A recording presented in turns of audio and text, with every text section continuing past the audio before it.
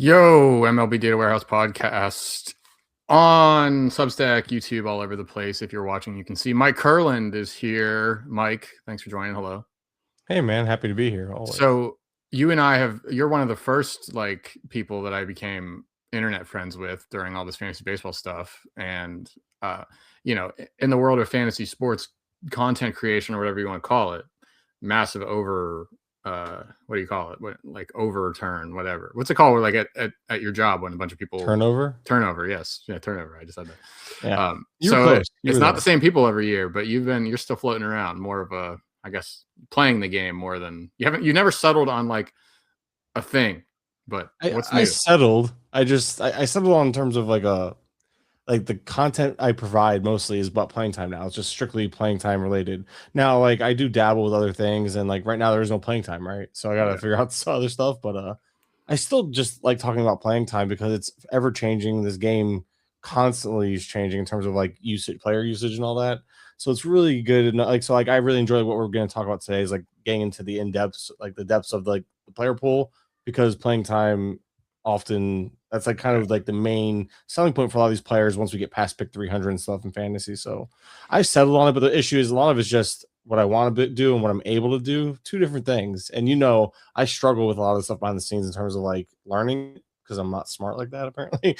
But like I can do other things, and I don't know. I just also time as my kids have gotten older, you'd think it'd be easier, but I find myself busier now than ever in my personal life.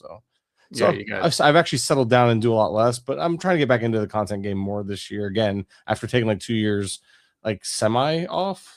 Still doing stuff, just not as consistent or as in depth.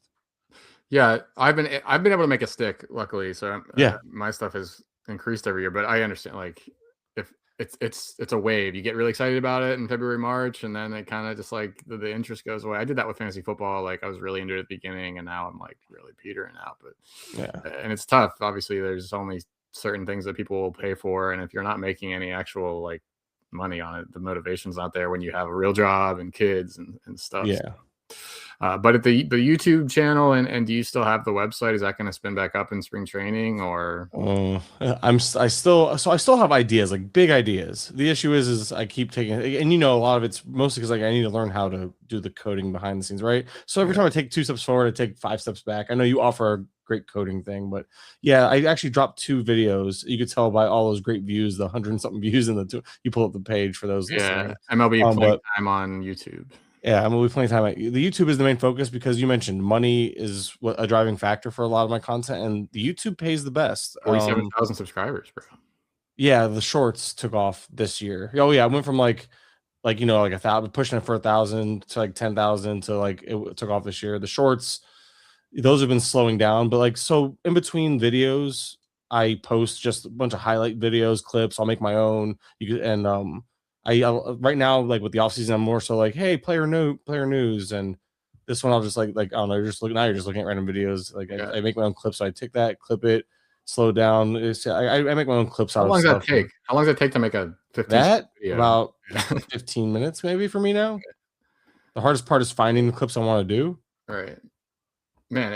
It's like isn't it frustrating? Because my thing. So I upload this video podcast to Substack, and then it syncs with YouTube, and it actually makes some shorts, and we'll put them on my channel. I didn't even know this was happening, but apparently my channel has shorts too, and those have all the views. Like, yeah, it's the shrinking of the Western mind's attention span. Right? It's frustrating because like these take, I'm not exaggerating, and in season it's even shorter because I don't have to go searching for the clips. They're usually floating around Twitter, so I'll go to the actual game, or if I watch a lot of baseball. Like I actually am a fan of just the game. I enjoy baseball, so I will clip them live and post them. Like injuries are a big one. People love the injury videos, which has always been a thing. Those get good traction. But at the end of the day, it's one of those things where the shorts have there's 2 separate ecosystems within YouTube.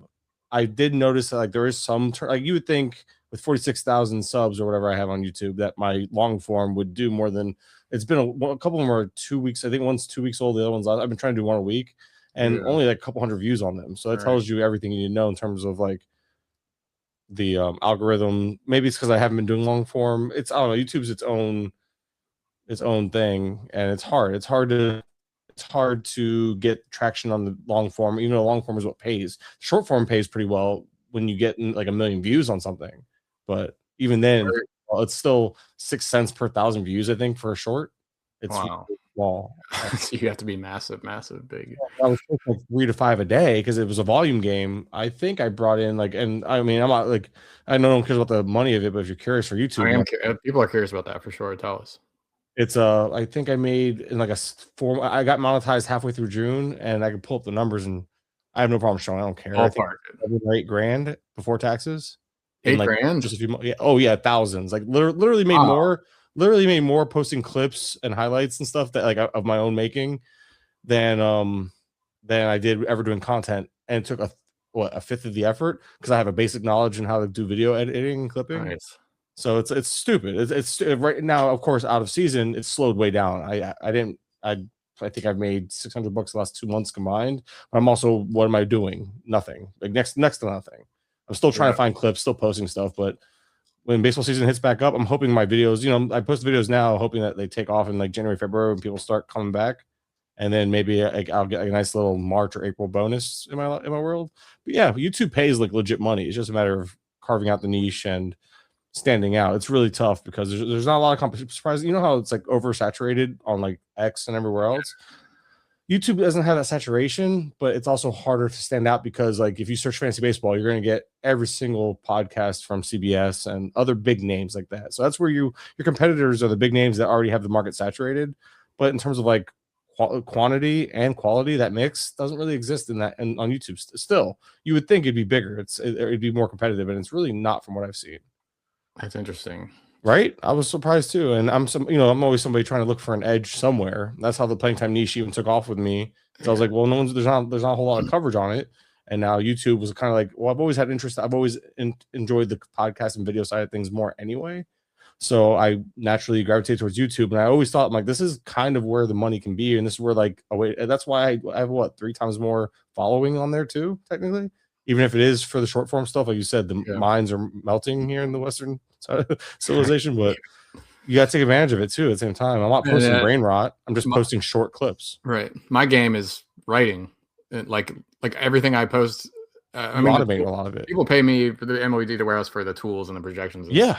And I don't have that skill set, but I do. I took the time to learn how to do video editing and create like decent YouTube videos. So I'm trying to take advantage of like a market that's not as saturated, but also a skill set that I have that others might not have.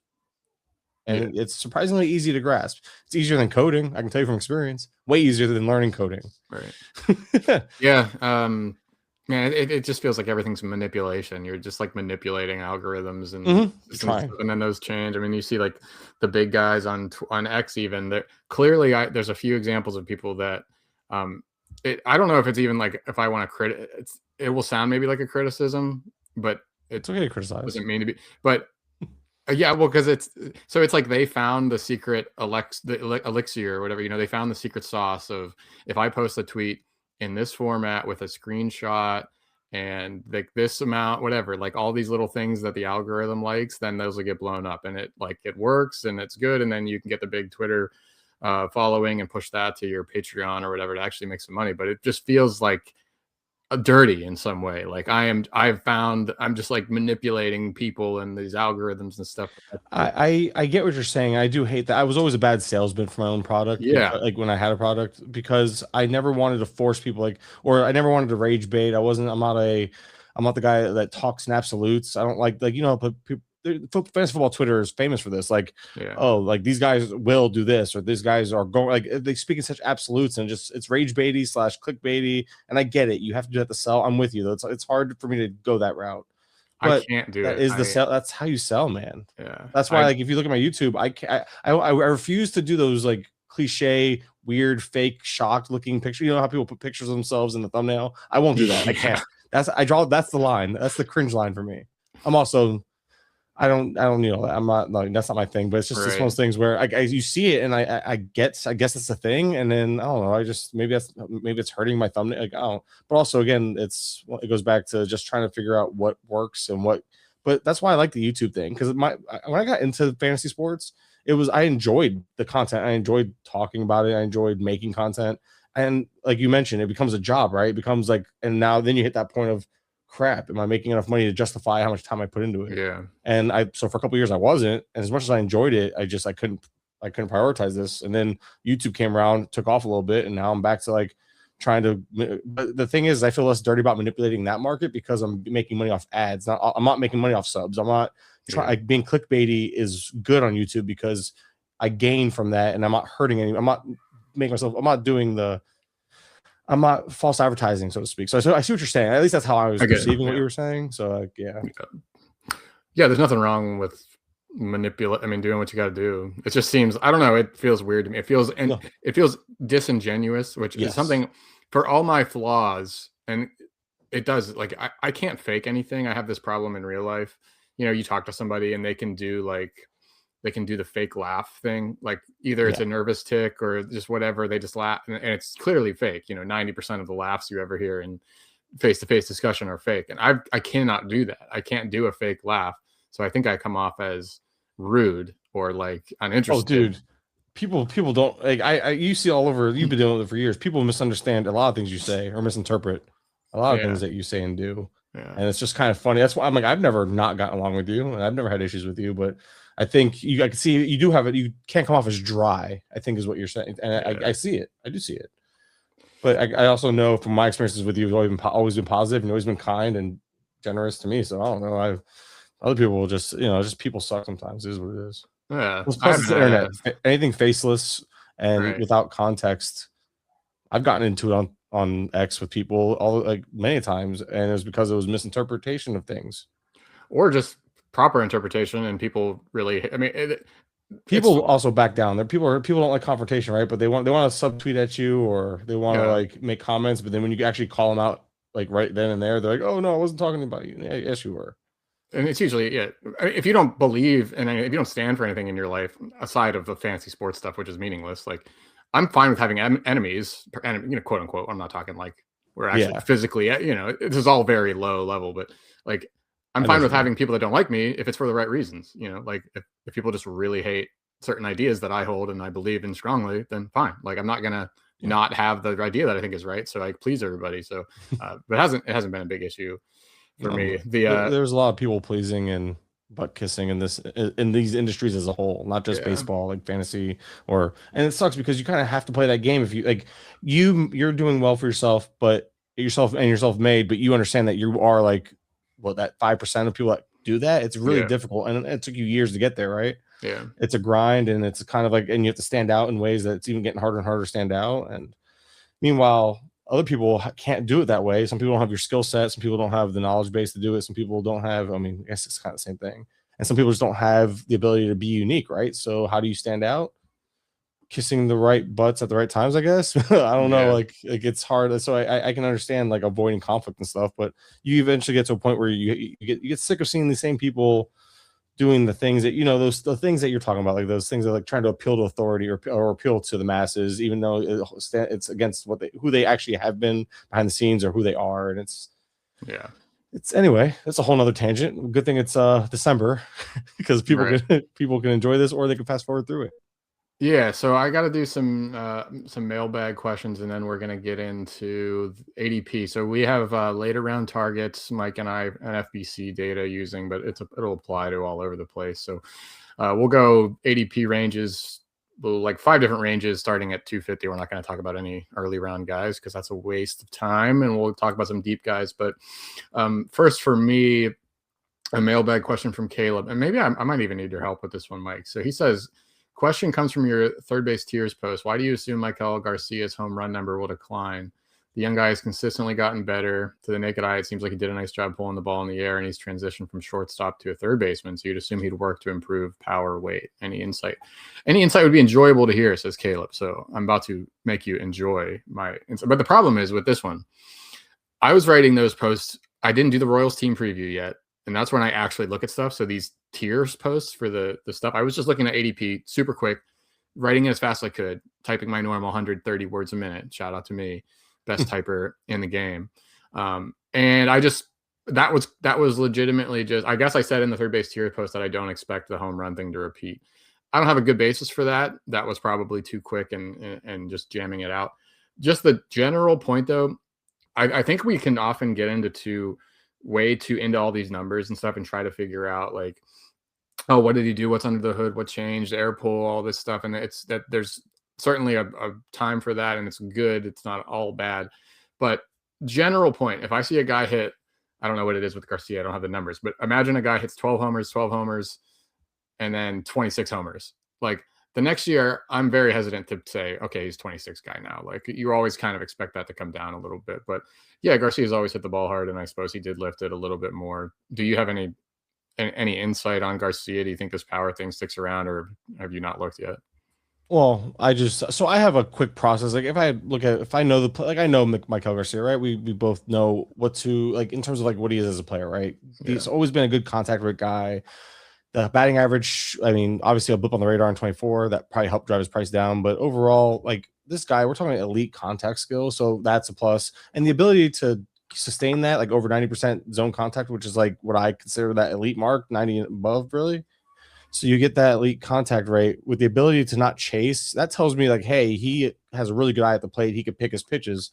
And that's something, how do you like put that into numbers in terms of being able to pick your pitches? And maybe he can just, that's helping with the power on top of the approach. Like you mentioned, the pull air rate, it's not end all be all, but 5 straight seasons of increased pull air rate for Garcia.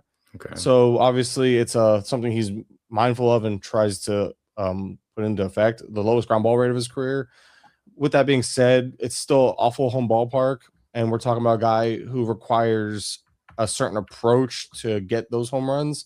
Yeah. I don't know what the ceiling. I that's when I look at projections, and they help me keep me when I'm looking at skill sets. I'm thinking, okay, well, there's a 20 home run upside, but is there like 16? And he hit 16 home runs last year.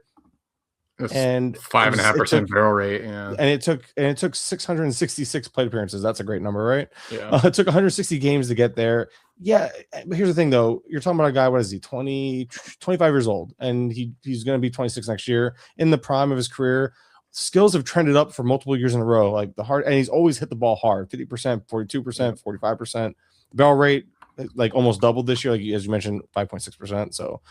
Could that go up? Here's the thing. Can you project growth? And yes, but I wouldn't say I would never say he's over 20. I think 20 home run, although a possibility, it's the ceiling. So what type of power are you hoping for? But do I think 15 to 18 range is repeatable because he had 16 last year?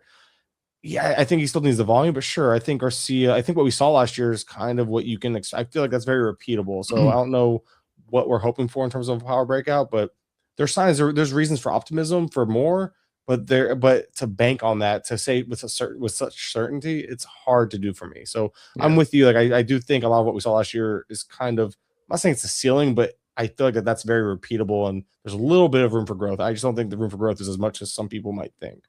So my projection is 15, and then Steamer's at 13. So that's I'm looking at Steamer's at 13, and what was FGDC again?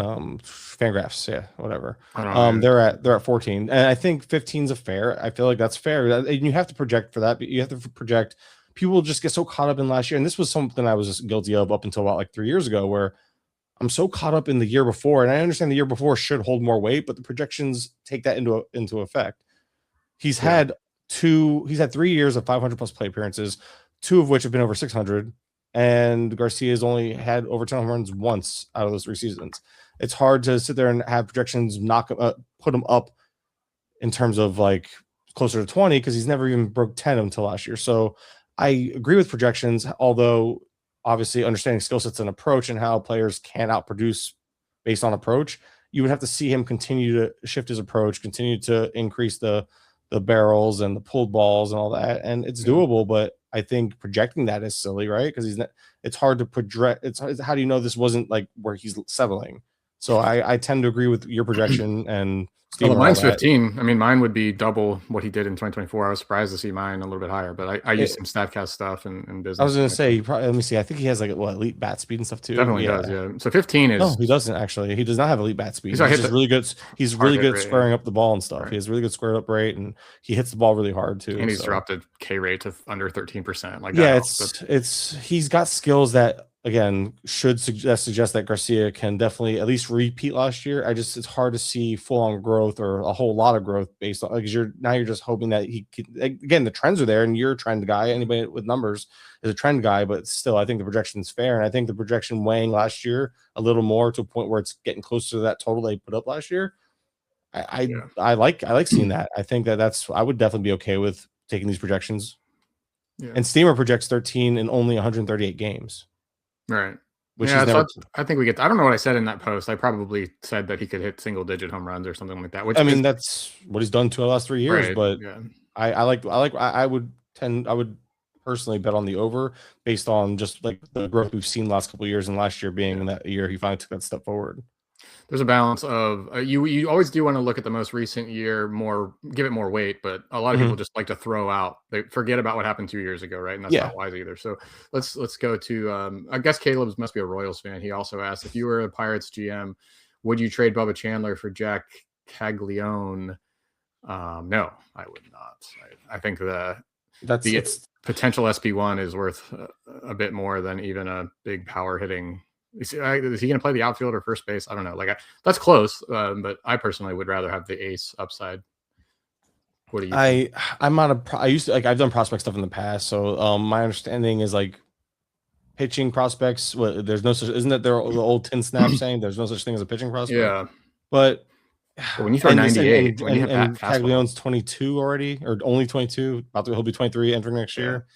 I mean, that feels fair. It feels like you're trading one upside guy for another. I might lean the hitter just because I think hitters, but Chandler's so good. But I might lean the hitter here. But I'm not a GM, so what do I know? Chandler could be. I don't want to say Cy Young upside or anything, but he does have all the build of a guy that could be extremely, extremely good. So I think a top pitching prospect has a little bit more of potential, like a higher ceiling than a top hitting prospect. Although that's probably not mathematically. One flexor strain, and he's not true there anymore either, though. That's the other issue with top prospect. For real life, if Caglione's going to end up at first base, like you can't really help defensively at that point. The defensive impact is I know we don't care about that for fantasy purposes, but that is something like. See, I think defensive impact matters a lot for fantasy, though, because it dictates playing time. Unless the bat is that elite, right? Yeah. So I think people like the fact that he was god awful defensively in the right field last year. Obviously, a full off season, and he was just switching over to the right field last year, or the year before. I don't remember. He was just transitioned over to the right field, though. Yeah, I guess he has to stay there because Vinny P, Salvi, these guys have to play more first base and DH. So you would think maybe a full off season and being able to prep for that position, he'll improve.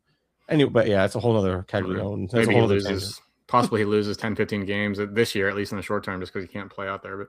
But Mike C says, actually, Don says, truly love the player pages. Shout out to me. There's the minor league ones. Curious if we have access to the F-score information in a table or Google Sheet. So yeah, Don, paid subscriber, obviously. So he's talking about the minor league dashboards. And so the hitter and pitcher profile are what we always show on this show. And it shows you the F-scores as it crashes. If you don't touch it, it freaks out. But there's these, come on.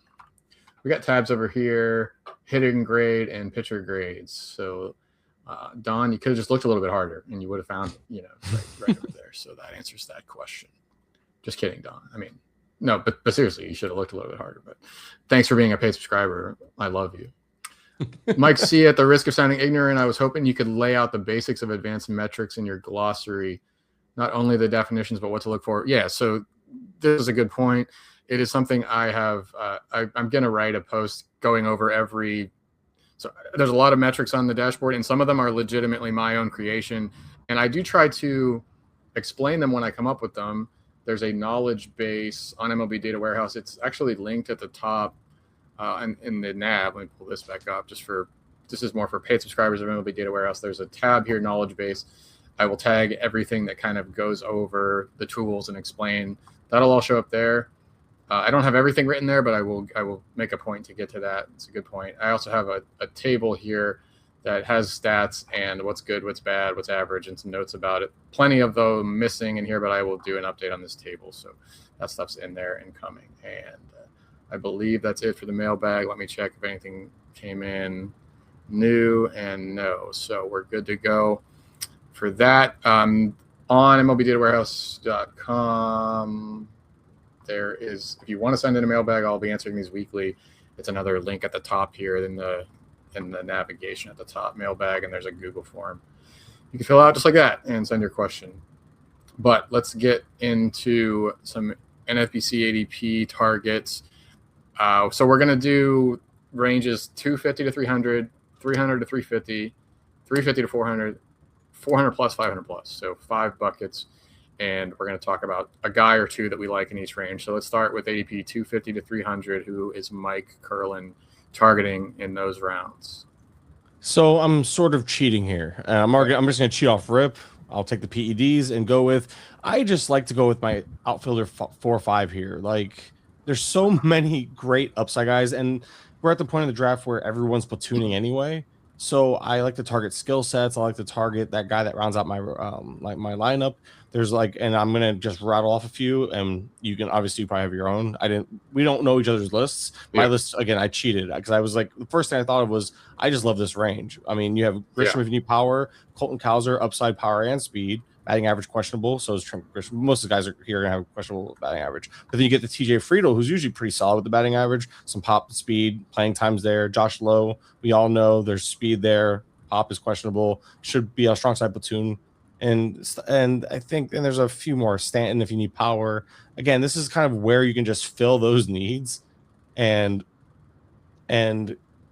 just fill out your roster in terms of like 15 teamers. Obviously in 12s, you probably don't need to be as excited about these guys, but like your deeper formats, these are guys that the reason why I like to go here, maybe shopping for 2 guys here to fill out my rosters, because, you know, again, with platoons, you have to play matchups. So if you have like a lefty heavy week and you have a lefty hitter, most of these guys are lefty hitters, you have to like be able to swap them out and stuff. So I like to attack this range to get my like 5th and 6th outfielder if possible, just to give me that ability to play matchups and stuff. So again, not quite just one guy, more so a position. I like the position here a lot, and I'll just mix and match guys based on my team needs towards this end of this part of the draft. Oh, that was really cheating. He didn't answer the question at all. But. Okay, fine. Ha-Seong Kim's guy I really like. Shortstop, little pop, a lot of speed, but we know he's going to sign, he's going to start. Playing time's going to be there. And there was I saw him starting to get more into the power in the second half last year, but at the end of the day, I think Ha-Seong Kim's kind of just that guy. You know what to expect. Their batting average, probably around 10 home runs. He could steal upwards of 20 or 30 bases, and he could hit for a decent average. So I just overall like that. And he's a shortstop with how top heavy it is. It tends to get overlooked late. So this is good, like the very final fallback guy, usually for an MI spot. 13 homers, 22 steals in the MLB projections. Batting average is really low, but sometimes my batting average projections. No, his batting average tends to underperform it, and I think it's because he goes for the home runs with the approach a little bit, which leads to a lower BABIP and all that. So it's one of those things where I think he can. I think if it all comes together, but at the end of the day, I'm not really worried about batting average here. It's always a skill set thing and a position thing for me. So again, I know I cheated, but there are a ton of names here I really like, and I have no problem. And then I didn't even talk about the pitchers I like here, so that's fine. My guy's Mason Wynn. I'll have you bring this up. I have another question for you. I've got 4 names here, but Mason Wynn is kind of one that stands out. I know that you're probably set at shortstop by this time. A lot of the elite players are shortstops, but we went for him last year, and it felt like a total bust season for Mason Wynn. But when you looked back at it, I was writing the Cardinals preview. Like, he hit 9 homers and 9 steals, and he missed some time. If he played a full season, he would have got to a 12-12 season or something like that. 253 batting average. None of it's great, and the price isn't like free or anything like that, but. I don't know. I think the skills are good. I think he's got bad speed. He's got some speed. His defense is going to be in the lineup as much as possible. So just a kind of a nice 12-12 guy late. That was a guy I really liked. And one pitcher, Troy Melton, right? I guess we need to hear what the Tigers are actually thinking for him. But he looked he kind of snuck up on people last year, but and he ended up not making too many starts. He was in the bullpen. But, man, looked really good at times. He's got like the fastball, 97 mile an hour fastball, 14.5% swinging strike rate, and a 15% swing strike rate on the slider. Limited time, whatever, but a 103 grade and Tim's F scores. So I like the upside with Melton there. I have to assume he makes the Tigers rotation. So that was my guy. It's just, it makes me wonder. They went out and got Drew Anderson from the KBO. I don't know much about him, but I know that's somebody they did sign. So I think he's going to get a shot at the rotation. And then is Reese Olson just not going to be healthy in time? I've been all over Reese Olson. He's a guy that I really like, and I thought that might have a role, but maybe he doesn't have a role entering there. Maybe he's going to be a little late to getting going. So that's where the question marks come in terms of like how Melton can get in there.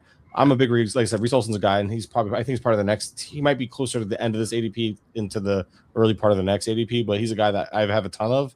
But I'm starting to cool my interest a little bit because I want to see how healthy he is, because the updates, there hasn't really been one. I think it's suggested Olson's supposed to be ready for the start of the year, but right shoulder strain aside him from late July. That's the thing. So it's also a yeah, it's a shoulder issue, which always can be a concern.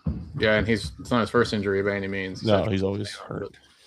Yeah, his secondaries are disgusting. Change up slider, two of the best in the league. That sinker though, man, like he got a 0.9% swinging strike rate on his sinker. That's always been my problem with him. It's like the secondaries are fantastic. If he's 0-1, 1-2, like he's elite, but he's never had a fastball, but maybe it's just health or something. I don't know. Yeah, it's the when I saw he was a pitcher with like really good swing strike rates on two secondaries, I'm like, man, like you just put it together for 1 year. But it's also, again, goes back to how healthy is he really, and maybe he just goes to the bullpen eventually. But don't you put that on me? I have so much of him already. He's too young.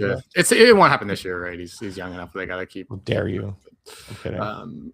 How about Connor Griffin? I'm totally off. I can't believe the ADP. It's even shrinking. Look at this. Look at the trend on this. Well, I don't know how much this is in the RotoWire, but James Anderson's really big on him, and Anderson's even mentioning how he's been kind of bringing him up, pulling up drafts himself a little bit. So I think that is silly. Well, you know how when somebody like him, he's a really good high stakes player too. So it's not just a smart prospect mind mixed with a good. You kind of have the best of both worlds, all right. Anderson, well respected player, really good player, and like a well respected analyst because he knows his stuff, right? Takes like pride in his thing. You have that mix, and you have a guy that's openly saying, "Hey, I'm going into drafts." So he went into a draft and purposely drafted him ahead of ADP to get him as a starting shortstop.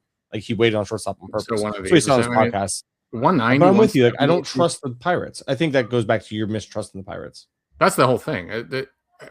I'm not even really talking about how good he is. It's just like, why would they bring him up before mid-May? I don't know. Like if he's not absolutely crushing, why even rush him up? What's the point? If the Pirates are going to compete, then that's one thing, but nobody really expects that. Why would they want to start the clock as early if he's not going to help the major league?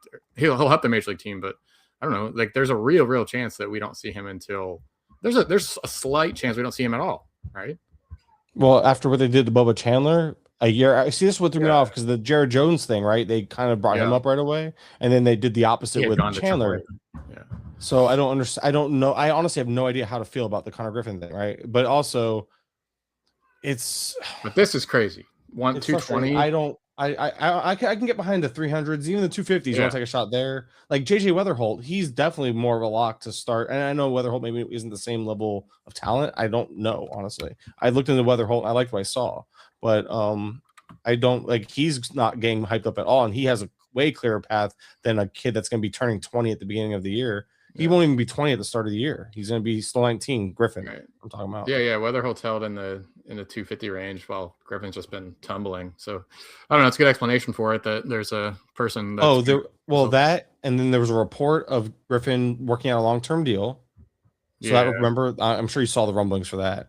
Yeah, which have since quieted because all they do is keep like, oh well, we tried. Oh well, we tried. That's gonna be the story of the Pirates offseason. Oh well, we tried. Bro, it's an improvement from them not trying. So no, I'm just taking it. They're trying to save face. That's all they're trying to do. Like, hey, look, fan base, and you're buying it. You're eating. Look at you. You're buying it. You're buying the snake oil salesman stuff right now. Yeah.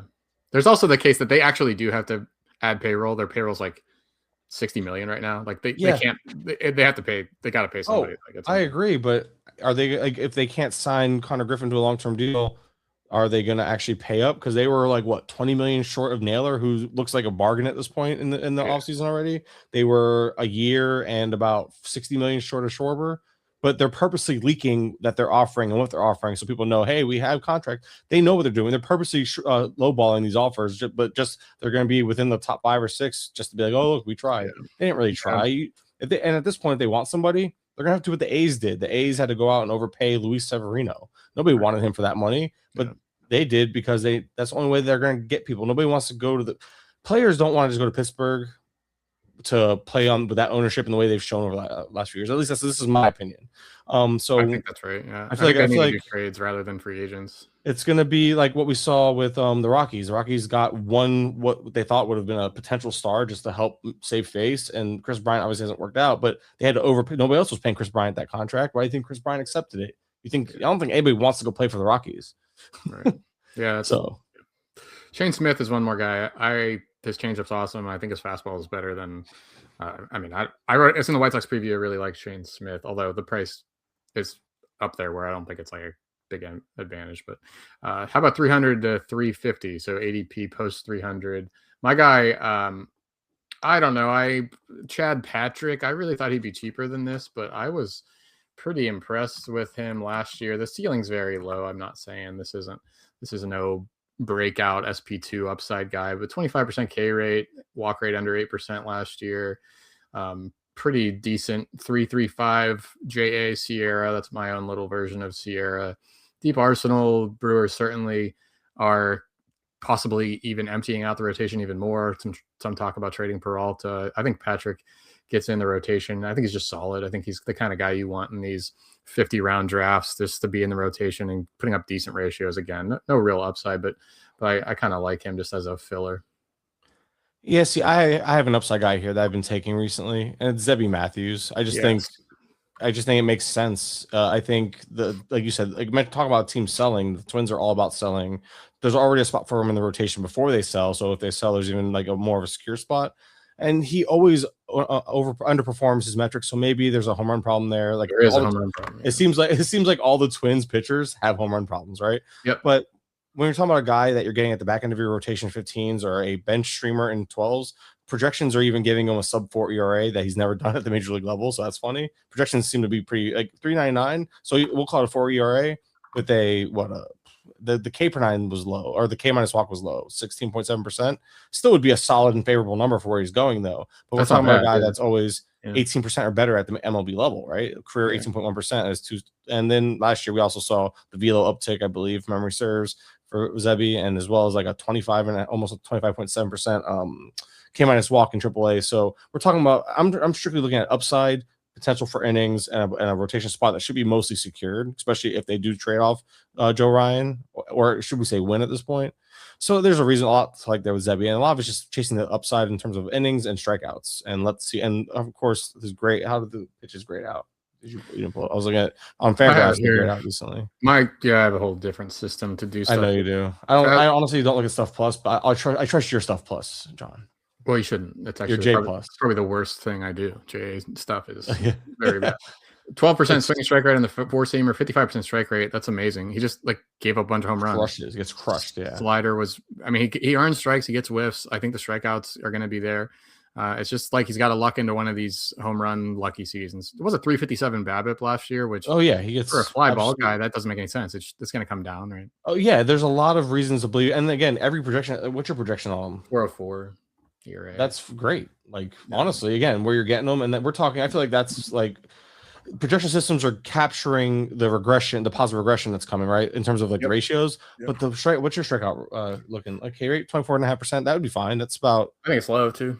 I think that's what he did last year. So you're above Steamer, and you're closer to what he actually produced last year, which is what I would believe in, considering like you said, the swing and miss stuff is there. And now we're talking about a full. I always like to reference the fact that these are young guys with full. Like this guy's he's entering his prime. He's 25 now, but he's relatively young and has a full off season to just come in with the mindset of like, hey, I'm going to start. And like I feel like confidence stuff you can't. It's boring because you can't put a number behind that type of thing, but I feel like these narratives can help a player's progression. If there was a face of MLB Data Warehouse last year, it was Zebby Matthews on the pitching side. I talked him up like crazy. It went poorly, but so I'm glad you brought him up because I wasn't going to pick him just because people are sick of me saying it. But there's some. I think I just took him. I'm looking at I just took him in a draft, and I've taken him in a couple recently. He's been a guy that I've been pivoting hard to just because I like to look for upside in that range. Like Braxton Ashcraft, very similar in terms of upside. Another name just to throw out there for people interested. In terms of strikeout upside, I wrote down Robbie Snelling. I think he can be in there. Oh, love him. Yeah. I drafted him last year just to watch in round 50 of these drafting holds of these 15 team ones, and of course he never came up. But man, I dreamed on it. Yeah. Yeah, let's pull that up real quick. I mean, Tim and Doc did the Marlins preview and talked a lot about him. He's so good. But he had the bad year in 2024, but he really snapped back last year and And spent a good amount of time AAA. I think he'll be up. The Marlins suck, right? But what they've always done well is produce pitching. They've always done really well at getting the most out of their pitchers. So I do a part of that's also like same thing with the Twins. They've recently last 3 years they've done really well at like getting the most out of their pitchers. So I'm hoping that like I'm betting on those things when I take these guys late. Big 112 grade and the F scores. That's so from good. Tim. 112 is very, very good. So yeah, plenty of upside there. Not likely to be a beginning of the year guy, but I don't think it should be too long. It depends if they trade a couple guys or not. Yeah. But then there's also Max Meyer somehow not. They have Braxton Garrett, not such attractive names. It's just you're right. There are ways, but there's no reason he pitched so much in AAA that there's no reason why he shouldn't break camp unless he looks absolutely awful in spring. It's gonna be hard to look awful in spring when all the good players are playing the WBC. Right. Yeah. Yeah. He's gonna be the third or fourth best pitcher in the organization, like bare minimum, right? Like Yuri. Well, you have I would still say Sandy, Yuri. You can argue Weathers. Pretty good. Yeah. You can argue Weathers. But I think there's an argument there because Weathers' health has to be a factor when you start thinking about him. Sure. Cabrera, although he seems healthy now, I'm still scared by that late season arm injury he dealt with, even though he pitched after it. It's still that stuff always concerns me because it was like a forearm or an elbow. That stuff always scares me. Yeah. Let's look at but Cabrera just on a pure stuff thing, he's nasty too. Like and he figured it out last year. So. Walker, it's going to come back up. You think so? Yeah, I think so. You don't think he figured it out? No. Either way, so yeah, Robbie Snelling, he's a guy that it's slowly climbing on him as people start talking about him more. But I missed my round 50 shares from last year. I knew it wasn't going to happen again, but I was really upset when I saw how high he's being drafted. Cabrera still? No, Snelling. Oh, Snelling. Sorry. Yeah, he's gotten under 300 a couple times, which that makes it tough because probably a 20 start max in the majors and that. Well, I don't know, maybe not. We'll see. But I'm also it goes back to guys I mentioned like Reese Olson. I've been trying to cool my Reese Olson shares, but I've been shifting to Zebby, Braxton Ashcraft. Like these are guys that I still think and as much as I really like Snelling, I would still take these guys ahead of them. So if Snelling starts passing them, I have a hard time getting Snelling or imagining myself getting Snelling. Yeah, you're right. At that point, you are taking him over proven guys. But yeah, right now it's 350, but that is coming down. So, okay, cool. 350 to 400. I'll let you start. Who do you like in this range? I gotta see if he's here. I was looking for him. Justin Crawford might be hovering in the 330 range, so I really like him. But it's almost the skill set for him. Just to talk about real quick, because I think he might be in the tier that we just talked about. What I like about him is the speed potential, and he started showing more pop towards the end of last year, but the GM come out and said that Crawford could break camp with the team. He can, and he would be playing center field. So, and the lefty, he's a lefty with like elite contact skills, and he was able to hit lefties well. Like I look at when it comes to young guys like that, I look at splits because I always want to look at platoon potential. But even as a lefty versus lefties, he's able to hit lefties well. And no homers, but no, which is weird because he has some raw power, but he just doesn't. The game power hasn't been there. And look, the pull air percentage will tell you everything you know, right? Yeah. But he got hurt last year, but it was a fluke injury. It was a collision. It broke his tooth, and he missed some time with that, and so that's what actually was. The injury was really next to nothing. So we're talking about a guy, top prospect in the organization, Crawford, and the speed and I feel like Nico Horner feels like a fair comp because if you look at the 7 home, what's your projection on him? I'm just now you have him up here for Crawford or Horner. Yeah. I'm just curious. I'd rather reference your projection than Steamer. Right? 260, so less than half a season, 7 homers, 14 steals. Yeah, that's pretty good. Double that for a full season. 14. And that's why I thought Horner felt like a fair comp in terms of some speed and not zero power, but Horner less power probably. So I'm trying to think of a comp. We're talking about a guy who could steal full-time playing time upwards of 30 plus bags at the MLB level probably. It's just a matter of the rest of it can click. He is young and all that, but so you're a really good defender. I don't know much about him. I think I have to look up his grade. I looked into this a little bit the other day, and I'm just trying to remember. But him that always helps a young guy because they don't have a center fielder, right? So they mentioned him being his fielding is per Fangraphs was 50-60, so that's good. That's a plus. That's plus, not plus or anything, but that's like a average above average. I think it's above average. Okay. Yeah. And the steals floor is nice. If nothing else, he gives you some steals. Yeah, exactly. And that's why I'm and the power is not zero. So he's not Chandler Simpson. Chandler Simpson, where he's you're not getting a home run out of him unless it's inside the park. This guy has like not like, and like I'm a sucker for elite contact rates, which he has. Really good in terms of like not chasing a ton. Like he checks a lot of boxes for me, and an approach that can age well into the major league level. Hit a ball 110.6. Yep, he does have a good max EV, or he had a good max EV. Like legit only happened once, but hey, it's still max EV. You start to wonder about, was it a misreading or something like that with that? Shush, yeah. we don't need negatives, all right. So anyway, but yeah, he's but I don't think he's so I think I cheated again because I don't think he matches it. So another rookie, Carson Bench, just great on base skills, great ability to get I just said get on base, right? On base skills. He has some power, some speed, and we can see that path to playing time. They've already come out and said he could have a chance to break camp with the team as well. And this is a Mets team that keeps missing on every free agent and hasn't really been all that active signing guys. So, and they traded what's his face, Nimmo. Yeah. Yep. So Benj has a clear path to playing time, and he's ready to go. He's a first round pick too, so there's pedigree. So that trade happened around like right here. When the report came out, or the Nimmo trade, yeah. So he's a guy that's always annoying when you're in on a guy and and then stuff like this happens. Yeah. A boring name and this is more for draft champions, is Cody Clemens. Like him a lot. That multi-position eligibility, and we saw so much growth out of him last year. Big power, right? It was he had first, second, and outfield, right? But also when you look at him, I gotta find I posted there it is. The new career best marks on him was what, the 109.8 max EV, nothing special but still good, 12% barrel. A 331 xwOBA and a 404 xwOBA con. Only a 34.1% ground ball rate. A rate wasn't a problem. Yeah. Nope. He only had a 28.6% O swing and a 48% hard hit, and his 23.2% pull air, according to Savant. 229 BABIP. It's really low. Well, because I think that was an approach thing though. Like I think BABIP can improve, but his ground ball rate was only 34%, right? So so you have that and then the air pull. So yours is a little lower than what I saw on Savant, but it doesn't matter. It's roughly match. Yeah. I calculate it a little bit differently out of necessity. I'd copy theirs, but I don't know their formula. But yeah, that's the problem. How much? I wonder if they consider pop-ups in those fly balls. It's actually something to do with there's like, I had to like Google it and find out like the spray angle calculation, so it's all different. But yeah, they should mostly match, but it's a good number. But either way, at the end of the day, there was a lot there to like. And yeah, he's 29, so it could be a post career, but it goes back to the Twins selling, not buying, right? So he should at least have a strong side platoon role as a lefty. And he showed enough skills to be like, this is interesting. So he's a guy that a lot of it's, again, more so for drafting holds in deeper leagues, because obviously that's what we're getting into now. And it's because of that. Second, I have to reiterate, first, second, and outfield, which also gives them first, second, corner, middle, and outfield. So really 5 places for your deeper leagues.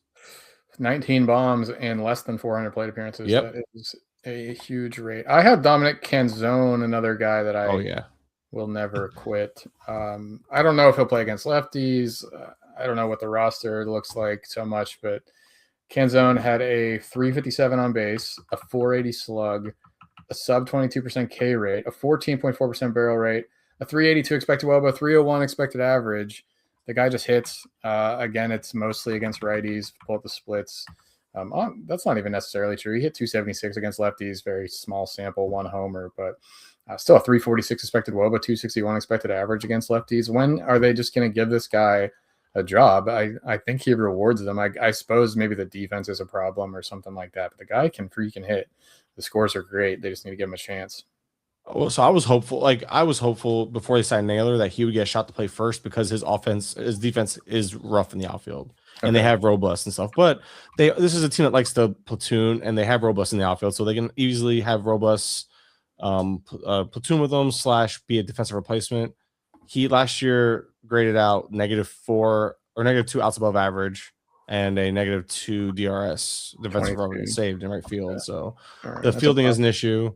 He does, like you're seeing it now with the whiff issues, the chase issues, but that the actual skills in terms of like barreling the ball and all that, that's I love that. I love chasing that potential in terms of power. When a guy has the ability to hit the ball hard and barrel it, I'll take some swing and miss, because at this point in the draft, that's what you're hoping. But it's not that bad. The K rate isn't that bad. 24. No, he's able to make enough contact, and he does damage when he makes contact. That's what I'm saying. I'm in. I'm just trying to point out the flaws, and the flaws are, could it be a shorter leash because of the other players involved? They still have Luke Raley there, I think. But I do, yeah, they do. But I don't. I still think it's Dominic Canzone's spot to start. And then of course they also can DH him plenty, right? They have Cal Raleigh set the obviously as a catcher, and when Cal Raleigh rests, they can put Dominic Canzone either. What they can do is they can catch Raleigh against against righties and DH him against lefties when you have Canzone sitting and you put Raleigh in the outfield. There's ways to keep Canzone out of the outfield, basically. What I was getting at for the most part. My model's got him 50 points higher in OPS than Steamer, so I'm on to something here. Even this my love for him wasn't even about the projection. I hadn't seen it, but I got him for 16 bombs. That's I would up the playing time too. I would up it to probably closer to like 135 games just to play 130 games, even if you want to be conservative. So that'd be a mid-20s home run projection with a 260 batting average. Because right now Steamer has them for 88 games, and that's hard. And it's hard where you have them because that's roughly similar. I copied it. I straight up copied the playing time. Yeah, that's why you asked me about. That's why you asked me about my playing time stuff. Yeah, that's right. That makes a lot of sense. So like a guy like him, so I would go in. I wouldn't change your projection, but I would change the plate appearances to like, I don't know, 450 just to see what it gives you, because I feel like adding another 100 play appearances is fair, and probably lower end. 450 would put him at like 110 games roughly. Yeah, so that's what for projection. Like I would start toying with that stuff, because that's my personal belief is that he starts the year as a strong side platoon, but there's also a chance for injury and chance for just losing the job. So I wouldn't want to do a full 145 game projection, right?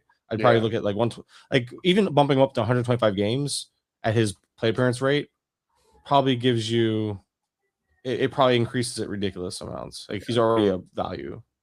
So for subscribers, you can look at the Google Sheet version of the projections. I'm trying to get everything off of Google Sheets this year and just keep it all on the web app. But there's a tab where it calculates the projections over a 600 plate appearance sample. So the PA tab or the column here is actually what they're projecting for, but the numbers to the right are all based on this 600. Canzone's not going to get to 600, but this is good for seeing what do we think this guy can do if he gets playing time, right? So you don't have to do the math in your head. So 26 homers, 80 RBIs, 6 steals, 260 batting average. Again, my model's probably a little bit overheated on him, but you can just kind of see what kind of upside he has. Well, if you do that, I mean, I wonder what's the Steamer 600 have on him. I don't have it looked. Yeah, so it's less than that though, because I have him. Steamer's got him for 14 homers and a 733 OPS. But it wouldn't be much less. Not power wise, it wouldn't be much, but the ratios are going to be. I was getting just the power, because I feel like when people look at things, they look for that, like they just look for like the flashy numbers, the home runs, stuff like that. Yeah, I'd say it's 23, 24 homers over a 600 plate appearance from Steamer, so he's going to hit homers. Okay, I like Spencer Horwitz a bit too. I know not a lot of homers, no steals, but he's going to play a ton and hit for a good batting average. So exactly, he's just solid. That's all. I mean, it's boring, but it's Canzone 20. The Steamer 600 24 home runs. By the way, he's like the okay, cool. The just for what it's worth. What's the difference between? I mean, there is an answer to this, but the two guys that I compare, let's say Spencer Horwitz versus Yandy Diaz. What's the difference between those? And obviously Diaz is better. I'm not trying to make any claims about that, but the ADP is 200 picks. Aren't they more similar than a 200 pick range? I think a lot of it's the playing time. It's you can pencil in Yandy for like 600 at bats. Not sure we get there with Horwitz. Why not? And because he's going to platoon most likely. At least I feel like with who? I would say right now you're probably right. He probably doesn't. Yeah. But now this is what now it's a counterpoint of, are we sure we don't want these guys to platoon? Like if they show true deficits towards like the opposing hand of like a lefty or right, whoever, we see it with what's his face, O'Neal Cruz. Yeah, we see it with him in terms of like he needs to not get play against righties. So I don't know. I feel like maybe, I mean, what's his splits look like for his career? I'm bad. But you're right. It was in the Pirates preview that he played a lot against lefties last year because they didn't have a choice, and I think it was the right thing to do. You want to see if he can figure it out, but it hurt his overall stats. Yeah, he would have hit 283 against, and I think that's the difference. Yandy doesn't have, so Yandy can offer about 20 points of batting average difference, like upwards. Obviously, lower end could be closer to. I think the low end. That's the thing about Yandy though. His low end batting average, the lowest he's hit in the last 4 years is 281. Yeah. Spencer Horwitz is, I mean, he's very limited sample, but we're talking on a 270-ish hitter. So there's that one. The second is I think although we've seen the barrel rates are decent, but it's like league average barrel rates. His hard hit rate isn't. This is Horowitz. League yeah, average barrel rate, not great hard hit. Yandy has the hard hit numbers, and although the barrel kind of fluctuates, like when he barrels it, it goes because the guys we're talking what Horowitz about 30 something percent, high 30s. Yandy sits 48 to 52. So it's there's so that raw power is there. So he can luck into the 25 home run plus range. Whereas Horowitz, I feel like we're hoping for 17 to 20. That's so yeah, the difference is I understand what you're saying. This I do think the fair way of saying it would be is Horowitz is a Yandy light, so to yeah. speak, which has value and use. I just But think the price on Yandy is way too high. I think everybody's buying into those 25 homers, which were so much about that park, and now he's got to go back to Tropicana, and yeah. I think he could hit 15 homers again or something like that. But And that's fair. I think that's fair to have those assumptions because he went from 22 to 14 to 25. But I think the issue I think what you're getting there is that floor, the higher floor, all around, usually definitely, batting average and everything else. That again, does it justify? I think it's less about Yanni's price and more about how much of a value Horowitz is in terms of like a guy that just offers you floor and batting average late, which is hard to find. Like Brendan, he's like a better version of Brandon Donovan. Brandon Donovan's like that guy who can do the batting average without much juice. I think Horowitz has. If he hits 20 home runs, it wouldn't surprise me. That ballpark does him no favors, but I like Horowitz. I think Horowitz's price. I think again, this speaks more about Horowitz's price than it does about Yandy's. yeah, cool. I think Yanni's a little bit expensive, but No, Yanni's not gonna. He's not gonna. You're not gonna be like looking back at the year and be like, "Damn, Yanni Diaz ruined my life. He ruined my season." yeah, but if I don't want to get Yandy, I think getting Horowitz or Brandon Donovan, different position. If you're looking for somebody to like help buoy that like your batting average and help really solidify it, those guys are cheaper versions of like what Yandy can pretty much like a little bit, not quite, but good enough of what Yandy can give you. Yeah, yeah. And OBP leagues, Horowitz gets a boost, high walk rate. Guy, Oh yeah, OBP. So something for you people out there. How about 400 plus? I've got a couple pitchers. I got Jared Triolo. Another. I guess I'm just doing the pirate thing, which is stupid. But, forget it. Don't forget. Triolo hit better later after Brian Hayes got out of town. He played every day. He's always stolen some bases, and he is always. Late, he had a little bit of power. I don't know. I think he plays every day with the Gold Glove defense and does a little bit of things. But also Sean Burke, Spencer Arrighetti, and Cardinals prospect Josh Baez, home run plus steal maniac. If he can get into the major leagues, those were my guys. But I'm not super convinced about any of them. So let's hear what you got. for 400 plus. Yeah, 400 to 500, really. Yeah, I'm looking. I thought I had a name ready, and I don't because I'm a loser. Denzel Clark's a guy I really like. Talk about just raw skills. But if you look at the trends, small sample, he sucked overall. The line looked awful. But if you look at how he finished the year, everything trended up the right direction. And when you have a guy with, remember how we talked about defense matters sometimes? Yeah, center field. Well, yeah. Clark has the defense, and he has like elite bat speed, which can help cover up some of the holes in the swing. And Clark has the speed, the plus speed, right? So the raw power is there. So if Clark, he's in that ballpark. He's in the bandbox of a ballpark. I love Denzel Clark in terms of just taking a shot on a guy that should play every day, has some raw tools you can kind of just bet on and at least wish on, dream on, whatever the phrasing is. And that ballpark, a lot of it's like, why not take a guy who's going to start on a team in that ballpark? And because look at that, look at the defense is stupid elite. The sprint speed is there, and my big thing is that bat speed helping cover up a lot of those holes. Right. And if you look at his last 50, that looks bad. The 50 PAs rolling ex Woba, but or was it? It was on Fangraphs that caught my eye. Just everything when I pulled him up on Fangraphs, he everything just trended up. I was like, huh. Like, because you know how they have those, like the way they do their player pages now. Shows. Yeah, I have to refresh this. You might have it. You might, obviously, you'll have it too. I've got a rolling Woba. See everything just towards there. It is. Yeah, it was about a league average hitter at the end. So I mean that's what, and everything just trended. It just trended that way for everything. OPS, K rate, stuff especially like stuff like strikeout rate and stuff that we care about.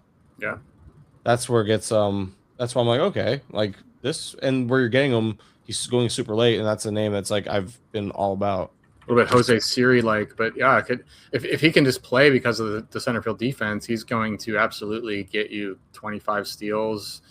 That kind of pace at least, and then non-zero home runs. He'll fall into home runs because of that ballpark and the bat speed. Yeah, and when he lifts it, he doesn't lift it consistently at all. But I'm with you. I like him quite a bit. It's more so chasing the playing time, right? And the skills. Yes. Like you have a mix of playing time, skills, all that together equals upside, and he goes late enough to where you're almost favoring upside over like other, like you're favoring, and you are favoring upside. So if you can find it that late with those other factors, that's why guys like Denzel Clark stand out to me as somebody I've taken a few shares of. And obviously there's no guarantees on these guys, but when I find something like that stands out, I'm like, I'm gonna go ahead and just draft a few. Agree. Eric Getty coming back from, what did he get? Didn't he get hit by a batting practice fly ball or something last year and missed the year? So it wasn't like Tommy John or anything like that. He only made 7 starts and was not good in those 7 starts. Yeah, maybe came back. I came back in late August and then missed September. I'm trying to remember if he came back. I just remember him being bad after he did. Yeah, he came back in right elbow inflammation.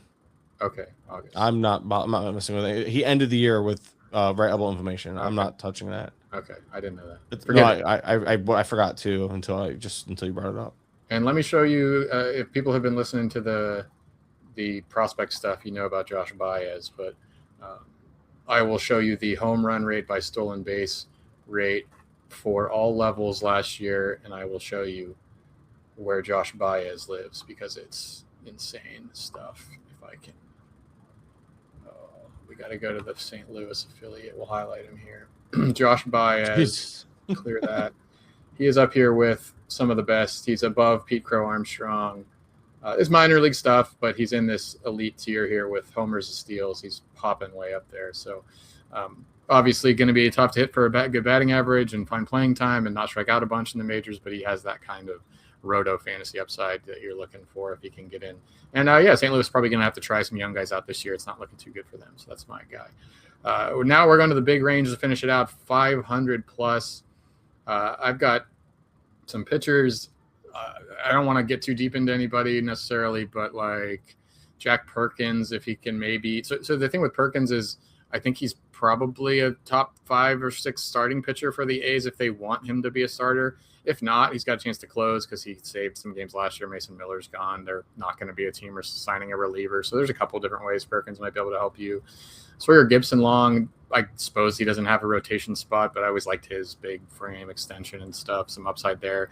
Eventually he'll get some starts. Rotations don't stay healthy. And who knows, they're even talking about maybe trading Skubal. I doubt it happens, but we'll see. Richard Fitz, I really like the move for him going to St. Louis.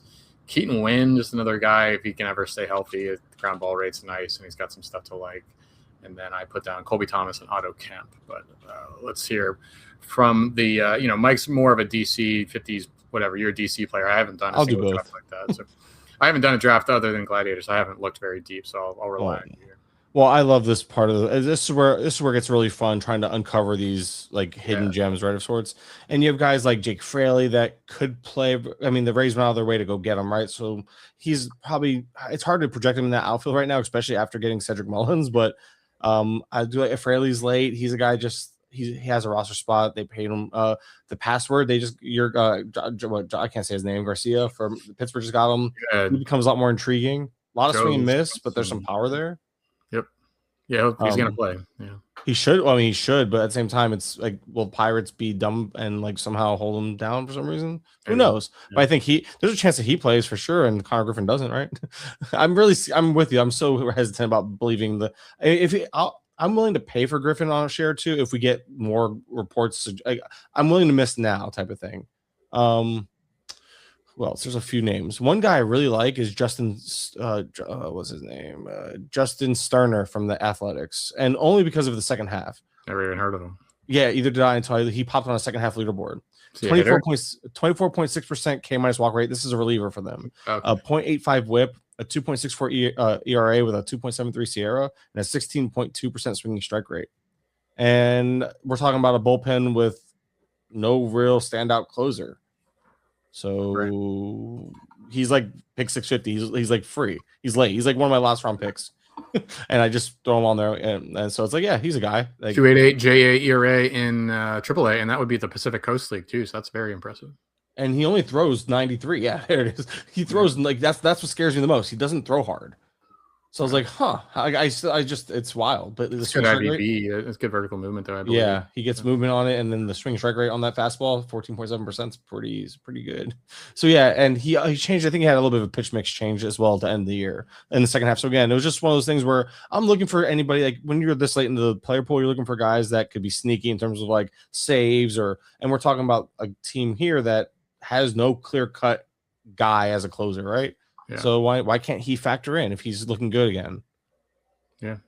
It's not a sexy name. It's not a fun name. I'm just going down the list now. Adele Amador. I mean, if you can find 10 saves after pick 500, if you can find 5 saves, like if he gives me 5 saves, that's a win. Yeah. If he doesn't have a red suitcase next to his name by May, June, that's a win. That's when you're drafting early. It's kind of what you're end up with. And then you have guys like I really like Max Anderson from the Rockies system, or the Tiger system, because this is a team that between guys like Glaber always being hurt, Colt Keith always being hurt or not hurt, always just sucking and being questionable in terms of like playing time at times. And this team just they're not going out making moves. They've been linked for third base with Bregman and stuff, but they haven't gone out and got anything. So between DH, you move Carpenter to the outfield. This team loves moving people around. Max Anderson has nothing left to prove in the minors. Some I forgot what it was. I think it was the hard hit data that stood out to me a little bit with him. And the path to, like, at the very least, I see a path to that weak side platoon, which isn't anything sexy, but with a weak side platoon can come a strong side platoon, right? Because I just don't see why not. Like, why they wouldn't give him a chance. Not to mention Max Anderson came off a really strong AFL showing as well while doing decent in the minor leagues last year. Okay. Yeah, F scores like on 104 power, 98 discipline. Although it's not a K problem, it's just a walk problem. So 87 speed, decent there. So, all right. Anybody else? We've gone for over an hour, so we should probably. Yeah, I can. Me. I love talking. I can keep talking. I don't know. I guess the only thing is just when you get these late rounds, just look for potentials for like opportunity and for playing time and stuff or innings. That's really the key to these late rounds. So like we could throw all the names at you we want, but if you want to get into, if you're playing this deep of formats, do your homework on like playing time and potential ways of like a player getting into a rotation or into a lineup. And obviously that takes a little bit of time because then it comes down to also understanding team tendencies. You'll know some teams will be more willing to call their minor leaguers up faster. So you should know, like, okay, maybe I want to go after this. That's probably the Pirates. I'm hesitant because of what they did last year with Chandler, right? That's surface level one, but that's one of the ones to think about. I can't think of another one on top of my head. So more so advice than actual names. There you go. Yeah, I totally forgot. I made this whole sheet this morning for this podcast, and I totally forgot about it. I was going to use it, but I'll send this out with the podcast to subscribers, probably just paid subscribers. It's pretty decent, but it's got I started with the ADP and I merged in projections. Well, yeah, this definitely is only going to paid subscribers because my projections aren't free. Some 2025 stats and the F scores over here. So I don't know if you're getting really deep. Kind of interesting. You can filter by super late ADP, show me who's got a F power above 105 at the 500 range or whatever. So that'll be there. But cool. That's it. Thanks for joining, Mike. Good to talk to you again. Absolutely, man. Always check out MLB Playing Time. Check out Kurland on Twitter for whatever he does, because it's always a guessing game with what Kurland will do next. Hey man, I'm dormant these days, but yeah, I appreciate it. Okay. All right. We'll talk to everybody next time. See you later.